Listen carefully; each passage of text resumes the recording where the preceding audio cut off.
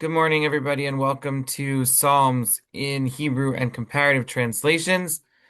This morning, we are looking at Psalm 60.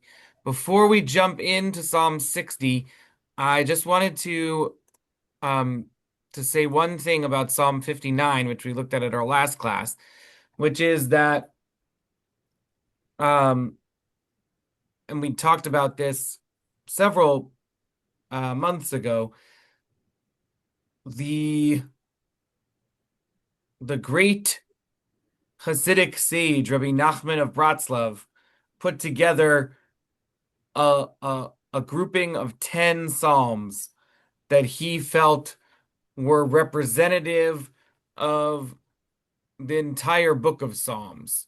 And that he called it the Tikkun HaKlali, the general remedy. And he said, if you're going to recite Psalms for a particular purpose, especially for the purpose of healing, or spiritual purification, um, or to ask for forgiveness from sins. So he suggested 10 Psalms, and Psalm 59 is one of them. We talked about it the last time we talked about it was when we read Psalms 41 and 42, both of which are in Rabbi Nachman of Bratslav's list of 10 representative psalms, the Tikkun HaKlali. So Psalm 59 is one of those, and in my research for the psalm for the last class, I missed that. But I had thought that there was one in the 60s. So when I got to Psalm 60, I went and looked up what the list was, and I found that it was 59. So the theme of the last of la of the psalm that we looked at last time, which was that the theme of deliverance from enemies who lie in wait, the that image of the howling dogs, the that the that there are just enemies that are round about, and the connection of that psalm, as we talked about, to this idea of all of the songs, right? We did read that midrash that connected Psalm 59 to all of these other moments of national redemptive song, like the Song of the Sea and the future songs, and this idea of hopefully the enemies will ultimately join in the song, right? The enemies themselves hopefully will not be destroyed completely, but their wickedness will be destroyed completely, and they will join in the singing of everyone. So that idea is one of the ideas that Rabbi Nachman felt was very important to to contain.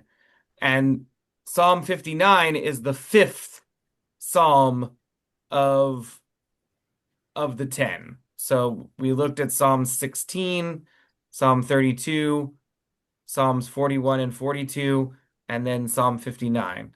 And we'll pick up again with Rabbi Nachman's Tikkun HaKlali when we get to Psalm 77. All right, so that was just a little aside about Psalm 59, and now we'll jump into Psalm 60. Um, this week's psalm, like all of the like many of the psalms that we've looked at in the last several classes, is a psalm which is not really used in the Jewish liturgical tradition. It is not used in whole or in part in our prayer service. And I do think that the rabbis, when they were looking for verses from Psalms, they tended to avoid the Psalms that were labeled michtam, right? A teaching psalm or a intellectual psalm. I think not necessarily because those psalms don't have emotional resonance. I think they do, but because I think the rabbis sort of had a sense that they weren't written as prayers in the same way that that some of the other psalms are.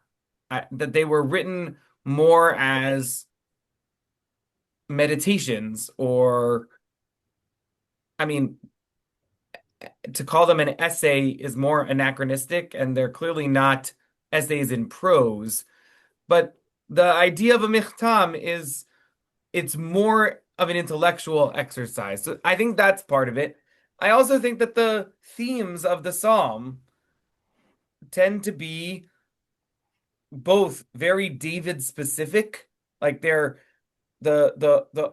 authors of the psalms are trying very hard to get into David's head at particular moments in David's life. There are some psalms that we've looked at where it's clearly connected to a moment of David's life, but it's also able to be, really easily connected to anybody's struggle. And these michtam psalms are maybe very specific. I don't know. That I guess what I'm saying is I don't have a good reason, and I haven't read a good, clear answer to why these psalms are so much less known. Um, one of our congregants showed me a book on Psalms by Rabbi um, Zalman Schachter Shalomi, the great renewal sage of the latter half of the 20th century. And when he got to a psalm that he just thought was he just didn't translate it. So when you're looking through the when you're looking through his book, he has offered all 150 psalms, but only some of them in translation. And I think his right, and a lot of these ones in the 50s and early 60s, he just didn't translate. And I think like his approach sort of mirrors in some sense the approach of Chazal, of the sages, which was not to include these psalms. All of that said, this psalm feels really relevant today. We're gonna read through it, and it's it's about the challenges of war, that war might be necessary, but still is terrible. And today, on this day where after 12 days of war with Iran, it looks like there's a ceasefire. And on this day, where hopefully the terms of those that ceasefire have not become public, but maybe there's a chance that some of the hostages might be able to come out as a part of the ceasefire deal. Maybe it leads to more ceasefire deals with Hamas, with the Houthis. I don't know. We're sort of in this, and right after the ceasefire was went into effect, Iran sent another barrage of 20 ballistic missiles against Israel, and Israel wanted to retaliate, but basically was told by Trump on Truth Social. I don't really understand how foreign policy happens anymore, but basically Trump tweeted, "Don't do anything. This is the ceasefire has to hold," and Israel didn't do anything. So, a very interesting moment, and I think very relevant to this psalm. So we'll talk about that. Diplomacy by tweet. That's it. It's a very interesting world we live in. Crazy. So, I'm gonna read the psalm in Hebrew and then in translation, and we'll get to as usual to think about what emotions the psalm brings up, and maybe you won't find that this psalm is as relevant today as I did when I was thinking about it, but um, we can talk about that as we go. All right.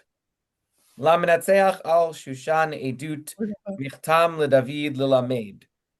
בהצותו את ארם נהריים ואת ארם צובא, וישוב יואב, ויך את אדום בגיא מלח 12 א'. Can you share the screen? Oh, yeah. Sorry. Uh, Okay. that's great. Elohim zinachtanu, faratztanu, anafta tishovev lanu. Hirshata eretz pitzamta, rifa shivareha chimata. Hirita amecha kasha, hishkitanu yain tarila. Natata lireyecha nes, lehit noses mipnei koshet sela. Leman yechaltzun yedidecha, Hoshia yeminecha va'aneni. Elohim diber bekodsho, Eloza achalka shechem, ve'emek sukot amadid. Li Gilad, ve'li Menashe, ve'Ephraim ma'oz roshi, Yudah mechokiki, Moab sir rachzi, al Edom ashlich na'ali, alai peleshet hitroai. Mi yovilenu ir matzor, mi nahani ad Edom, halo ata Elohim zenachtanu, velo tetzei Elohim betziv otemo, betziv otenu. Hava lanu ezrat mitzar v'shav tishuat adam, Elohim naaseh chayil, v'hu yavus tzarenu.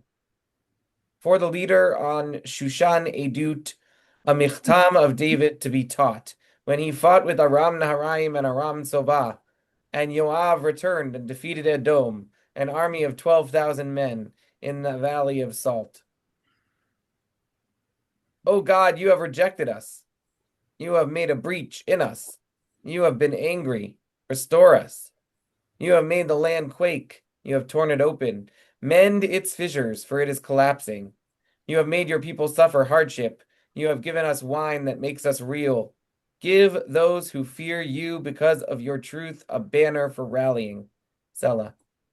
That those whom you love might be rescued. Deliver with your right hand and answer me. God promised in the sanctuary that I would exultingly divide up Shechem and measure the valley of Sukkot, and See it? Gilad and Menashe would be mine, Ephraim my chief stronghold, Judah my scepter. Moab would be my wash basin, on Edom I would cast my shoe. Acclaim me, O Philistia. Would that I were brought to the bastion. Would that I were led to Edom. But you have rejected us, O God. God, you do not march with our armies. Grant us your aid against the foe, for human help is worthless. We shall triumph with God, who will trample our foes. Here's Can't see. here's the contemporary English version for the music leader to the tune Lily of the Promise, a special psalm by David for teaching. He wrote it during his wars with the Arameans of northern Syria when Yoav came back and killed 12,000 Edomites in Salt Valley.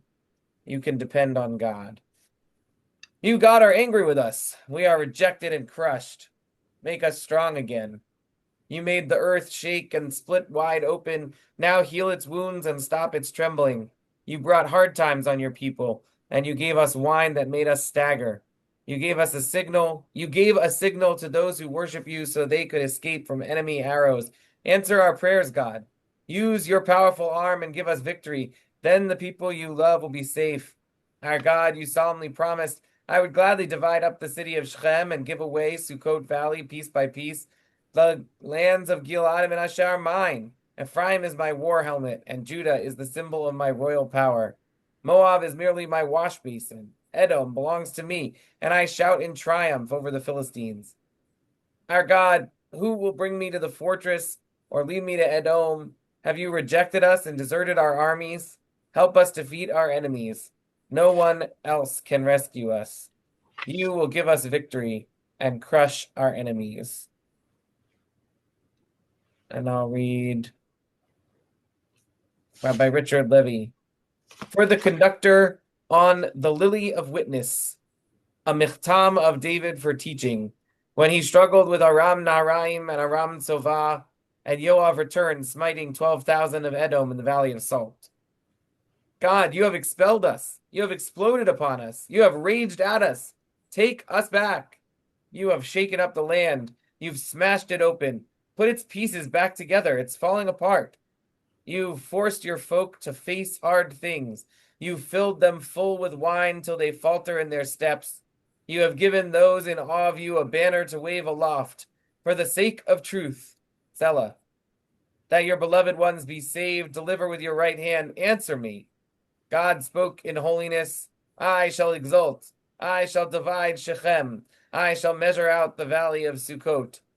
Gilad is mine, and Manasseh is mine. Ephraim is my chief stronghold. Judah, my commander's staff. Moab is my wash basin. On Edom I shall throw my shoe.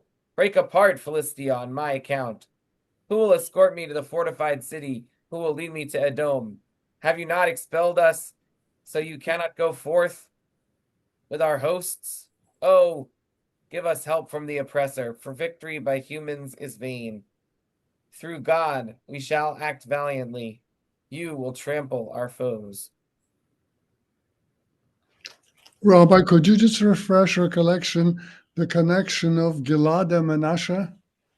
Yeah, they are regions in Israel in the biblical um let's see if I can find in the biblical descriptions of um No, of the land. no, Gilad Gilad. Gilad is the region east of the Jordan River. While and Menashe is also east of the Jordan River. So like current country of Jordan. Um so those areas are so in the biblical description of the land of Israel, the parts that God promises to the Jewish people are on the east and west banks of the Jordan River, with the Jordan as kind of a spine going down the middle. Um, the coast, which is currently a very populous part of the state of Israel, from just north of Gaza to up to Haifa, right? The coast was less populated by Israelites in the biblical time period. There were some, but mostly where the Israelites lived were in what this poem calls Ephraim and Judah. Ephraim is the north of Jerusalem. That's Samaria, the hills of north of the northern section of Jerusalem, all the way up to to the Galilee and the Galilee region. That's Ephraim, and Judah is the southern part, south of Jerusalem. What now is called Judea, okay, that includes from basically from Jerusalem to Beersheba and all of the hills of that region. So the Gilad and Menashe are the equivalent north and south regions on the other side of the Jordan River. So if you think about the the area of biblical Israel in the time of David, a lot of it is on both sides of the Jordan. At least I think that's what this psalm is reacting to. Does that make Okay. sense? Listen, no, I thought the Menashe was referring to the sum, not the region. Yeah, right. So Gilad and Manasseh and Ephraim and Judah are also a people, but in this case, it's regions. Moab is Moab and Edom are just south of Gilad and Manasseh on the Jordan side of the uh of the Jordan River. And Philistia is Gaza and some of the big cities of the coast, Ashdod, like the southern coastal cities uh are are Philistia in the biblical period. Let me see. I might be able to pull up a map. Mark, you had your hand up. On the music part of it, what kind of music would it have been? I mean, obviously not a rock band, but was it basically lutes and stringed instruments? What did they have at that time? Does Yeah, anyone so know? a lot of these psalms um have been calling for particular tunes or particular like this this is supposed to be played on Shushan Edut. Shushan Edut could be uh one way to translate that of course is Lily of Witness. But some of the translations don't translate it because they think it's referring to a specific musical instrument or a specific tune.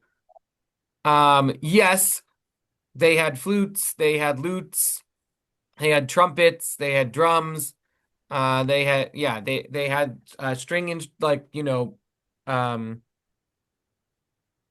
they yeah. Um we don't know, right? We don't know a lot about the music because that's an aspect of realia that didn't survive the ancient world. It would be so cool, I think, if you were going to time travel, just to be able to hear the music that these psalms were actually set to. A See, nice greatest hits album.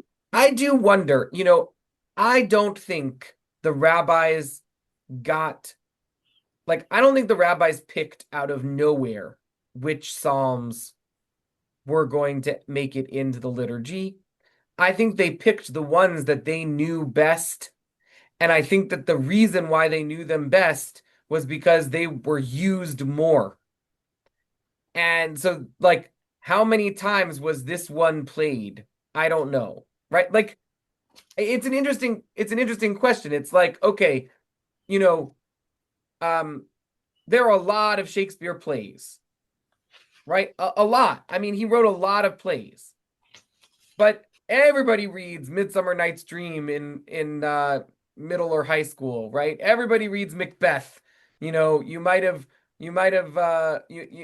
read As You Like It or Merchant of Venice or Julius Caesar, right? There are certain ones that are more popular, right? If somebody's going to do an obscure Shakespeare play, you might expect, you know, to see that once or maybe twice in your lifetime. Whereas you could see, you know, Romeo and Juliet every year if you wanted to. And so I wonder about these poems that don't appear in the Jewish liturgical tradition. Like my heart wonders, how often were these played? I don't know. And so part of when we think about the music of them, like part of why I think it was so easy for those things to disappear is because who like maybe they were played once or played twice. Like I just don't you just don't know, right? Alba. Oh yeah. Um, Remember with the Hag, the Sukkot, and when you read it in the Mishnah, it talks about each day has its dance, each day has its song and flutes. They talk about flutes that each day of Sukkot, there's this flute song, and so it's sort of like with the Christians and their Christmas time and they have their little Christmas carols. There are certain Christmas carols that are played ad nauseum, and you learn them whether you want to or not, and they just keep going and going and going and going for a bazillion years. And I wonder if maybe when everybody went to Jerusalem for Sukkot, and each day there was a specific tune, melody, and all played on flutes. If, after a whole bunch of years of tradition, those it's like a real earworm. It just gets in there. And maybe the Lily of Witness was one of those songs from Sukkot that everybody knew. Or the harp. Right.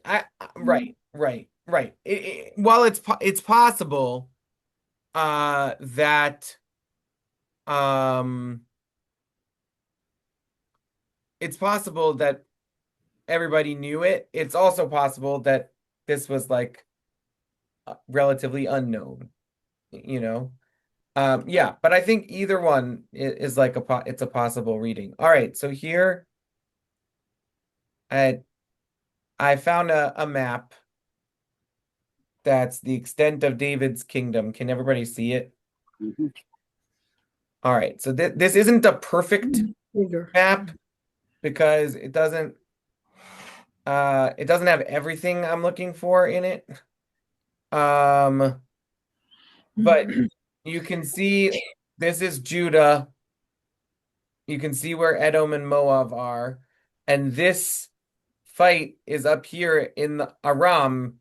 The Arameans, they are up here, uh, what is currently Syria. And here, this one shows the same thing, except this is a little bit later, but you can see here, this is Judah and this is Ephraim. Can you see this?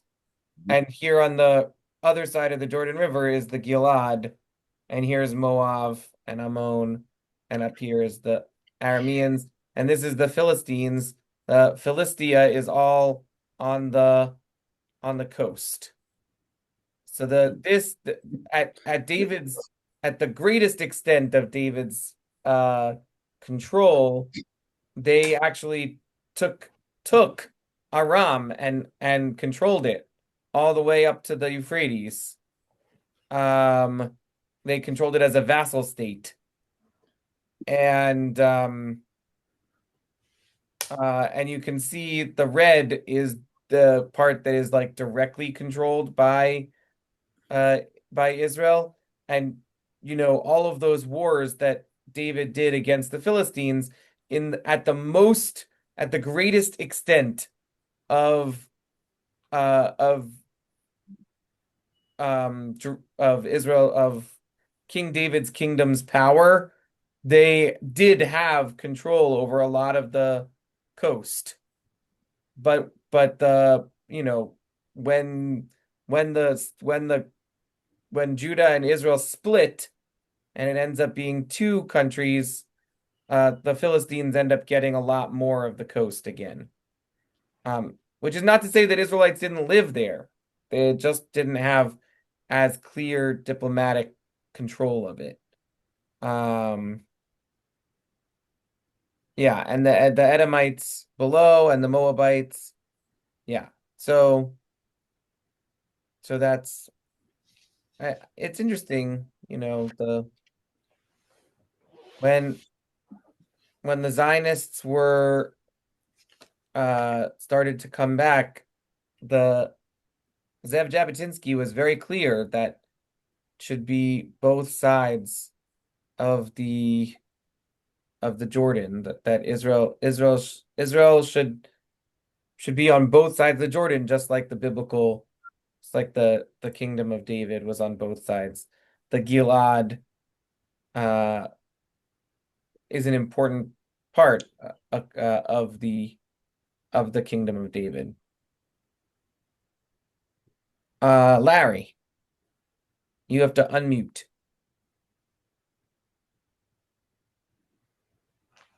Am I off? Okay. There's an important thought here that is very relevant today also with the battles. Uh, the sense you get is they're constantly in struggle through all this, and he's won. But it's human help is of no help whatsoever. But through God we shall act valiantly. We'll trample our foes. But you can see clearly what he means is God acting through us. Yes. It's through God we shall act valiantly. It's not God will do a miracle on them. It's God will in us motivate us, empower. But the hand of God is through people, and that just seems a powerful thought that is true today. Also, it's not. It's no. You don't need the Red Sea closing, supernatural events. That it's expected that God will act through people, not necessarily righteous people. He can use people who are not all that righteous as well to accomplish his purpose. It's Yeah, I too think bad President I Trump think that's isn't right. listening. Sorry, Murray, what? It's too bad President Trump isn't listening to Larry's comment. Well, I think God doesn't need President Trump to be a righteous person to use Boy, that's good. him to accomplish the ends, right? That's what I got from what Larry said. Yeah. Um, yeah. So I brought because there weren't any liturgical connections for us to talk about, ways to use this psalm in Jewish prayer, because no verses from this psalm appear in Jewish prayer. I did bring a commentary from Rabbi Tzvi Hirsch Weinreb about this psalm that I think is worth reading. So we'll read that together. The reader of our psalm is confronted by its internal contradictions. On the one hand, David's general Yoav killed 12,000 Edomites in the Valley of Salt. Right. So, uh, the the kingdom of Edom is we at um the kingdom of Edom is South. right is in the south here. Uh, and on the one hand, right, Yoav's has a great military success here in the south.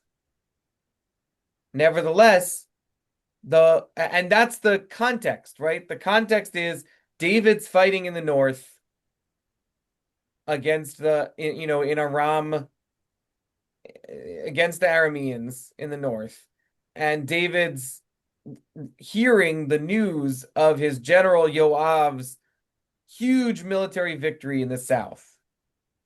But in spite of hearing about that military victory, David is feeling abandoned by God, right? And so you can see here, Aram Naharaim and Aram Sova are in the north, and David's up there fighting, and Yoav in the south, in the Valley of Salt, which is the Dead Sea region, right?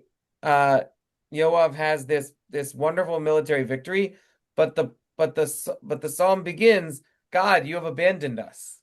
So how can it be that God abandoned them when God gave them this really powerful military victory. So, nevertheless, David feels like that God has rejected us and shattered us. David feels assured of God's support. God declared in his sanctuary that I would triumph, and yet he asks, have you not rejected us, God? How is the reader to resolve these contradictions? The answer lies in the fact that only seldom do the dilemmas of our life have answers which are unequivocally right or definitely wrong. And rarely do our efforts result in outcomes which are unambiguously good or clearly bad. In our psalm, David conducts a war, but whether or not the war is a just war is open to debate.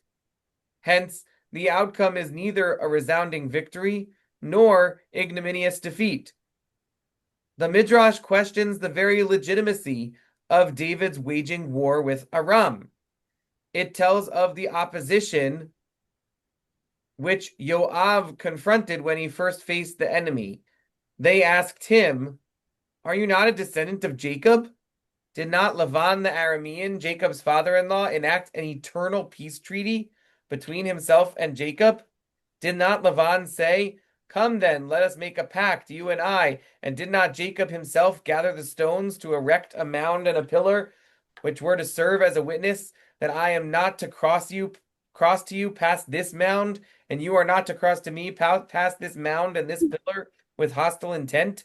And did Lavan and Yaakov not swear each to his own deity to abide by this treaty? Which they did, that right? You can read Genesis 31. It's very clear that Jacob and Laban, Yaakov and Lavan, set up a they set up a a marker, and they say, we're not going to fight each other. How then was David permitted to order Yoav to attack Aram? What is going on here? The Midrash justifies the attack by demonstrating that Aram broke the treaty first. Once, when it's sent Balaam to lay a curse upon Israel in next week's Torah portion, right? From Aram, Balak has brought me, right? Balaam says, I was living comfortably in Damascus, and Balak brought me down to curse the Israelites in the desert, right?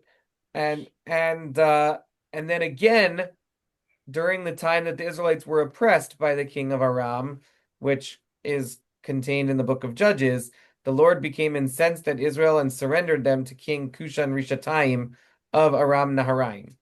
And the Israelites were subject to Kushan Rishathaim for 8 years. So, was the fact that Aram broke the treaty first sufficient justification for the Israelites to break it as well? This remains an open question. Just as the original justification of the war was questionable, so was its outcome ambiguous. Yes, the Israelites were victorious, but they suffered casualties. Thousands of Jewish women were widowed and their children orphaned. Soldiers were maimed, remaining cripples for life. Such is the cost of all wars. And it is no wonder that David felt God's aid against the foe at the same time that he saw God make God's people suffer hardship. The lesson of our psalm is apparent, and it applies not just to military situations, but to all of life's struggles. Rarely does one taste the sweetness of pure victory, or of total cure, or of absolute resolution of thorny interpersonal conflicts. Much more commonly, the results of our prayers appear to us to be mixtures of great blessings and painful disappointments. No wonder we are torn between praising God and imploring God not to reject us. This is the nature of religious experience. It is seldom crystal clear. It is more typically laden with persistent doubt and ongoing conflict.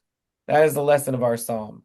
You have given us wine that makes us stagger, but you have raised a banner for those who fear you. Rarely do our struggles in this world conclude with the pronouncement, and they lived happily ever after.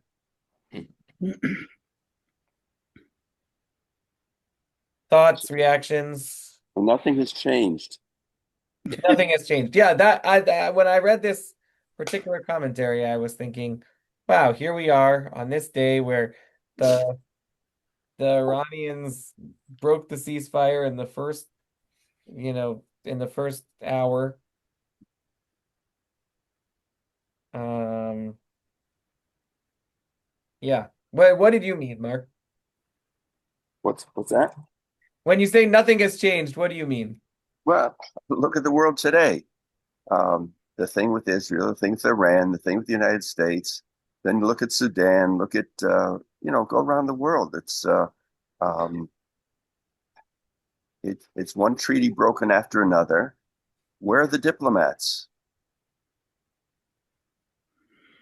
Yeah.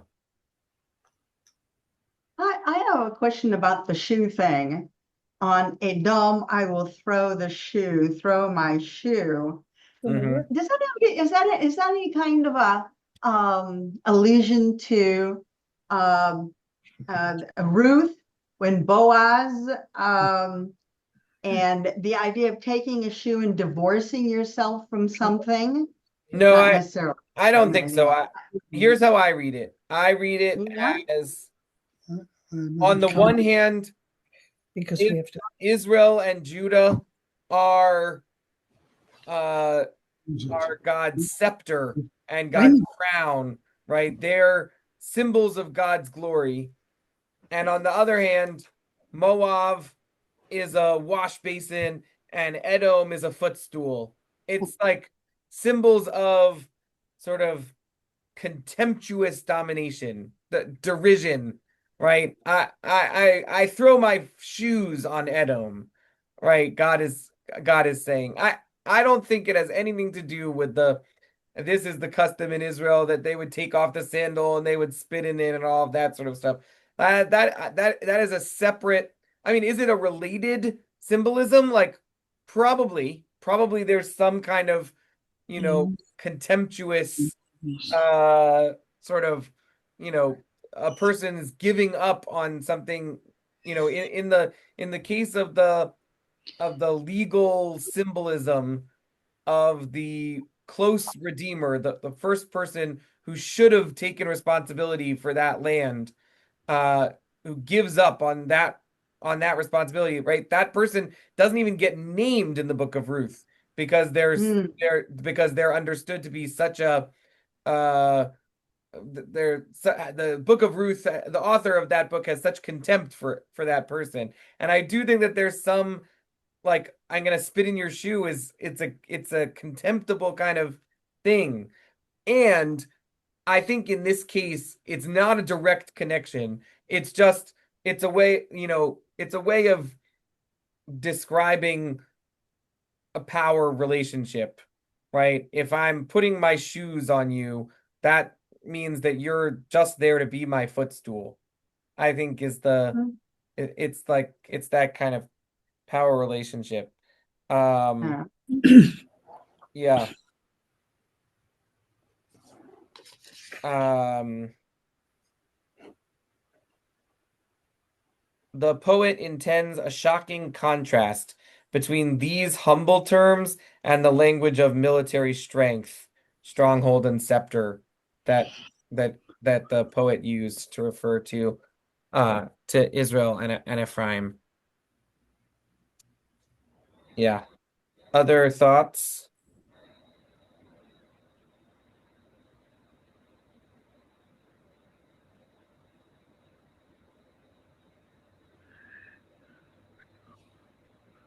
Oh, here's an interesting connection. On December 14th, 2008, an Iraqi journalist threw his shoe at the United States President George Bush as a sign of his anger. So the act of throwing one's shoe is a millennia old regional uh act of derision. Like, people in the Middle East have been doing this for thousands of years and continue to do so. Khrushchev took off his shoe and banged it on the table. Yeah. Yeah. So, but that's a little bit different, but No, I think it does involve a shoe. no, I think he meant it differently. Gotta get a touch. Right. I think the cultural associations in Russia are different.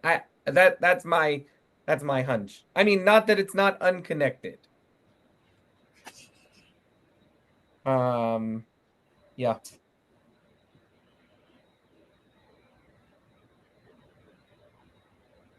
I think thinking about this as sort of this question of should David have been fighting in Aram at all, right, is a very interesting one.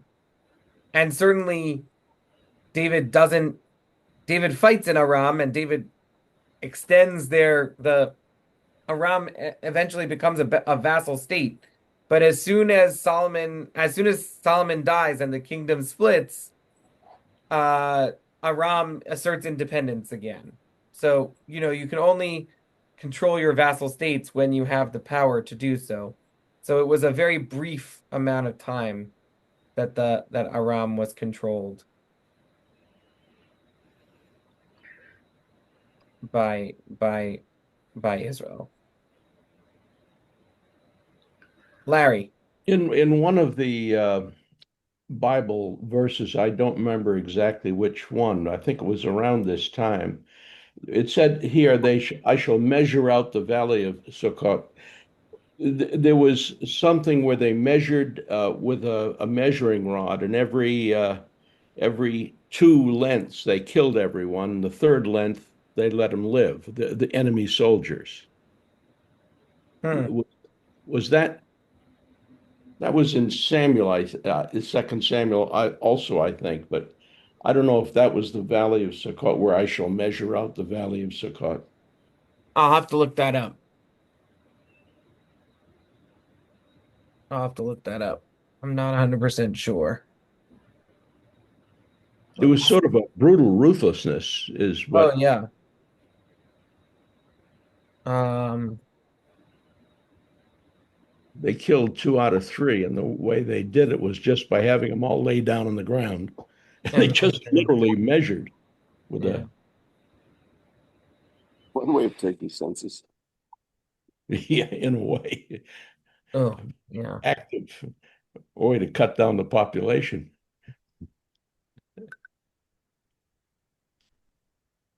Yeah. Yeah, I didn't see a reference to that but I'll have to look it up.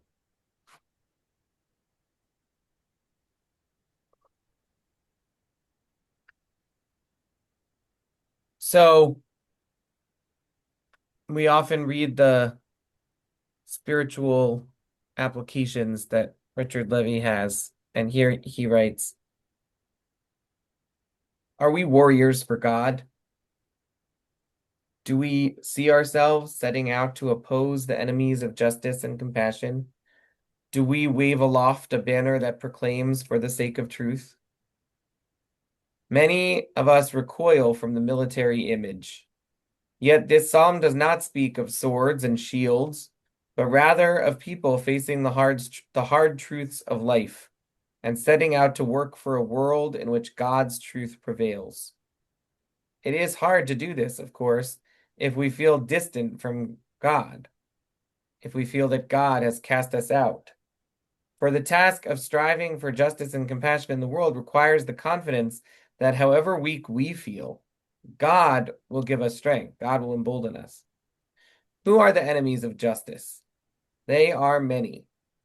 People down the block, forces in political life, politicians who skew the truth, laws that prevent equal access to the legal or political system. They are all so powerful, we often bemoan, and at just such a time, we need to unfurl the banner that says, for the sake of truth.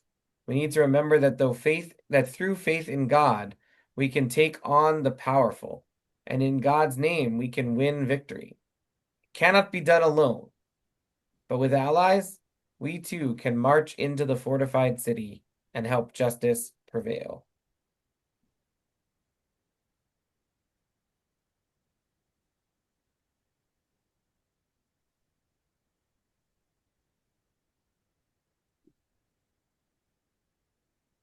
Reactions, thoughts?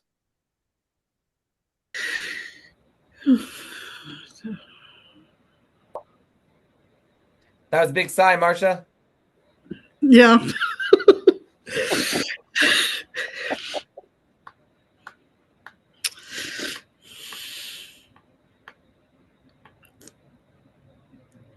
There's so many things to comment on, but it's hard to know where to begin. Yeah. So I think this question of where to begin is answered in a certain sense by the Psalm's conclusion, which is having faith just in people doesn't get you anywhere. But through faith in God, God will help us, will inspire us, will support us, will protect us, will help lift us up, will use us to achieve God's aims of justice and compassion in the world. Certainly that is what we hope for. We hope to be able to be God's partners and God's servants, God, in these acts um of justice. You'd think that'd be somewhere in the liturgy, that concept. I think that concept is in the liturgy. I have to think about it more. Certainly the certainly it feels to me like a very religious statement of the idea of tikkun olam, right? Like, and I don't think that there's one specific verse in this psalm that captures that idea. I mean, maybe the last two verses.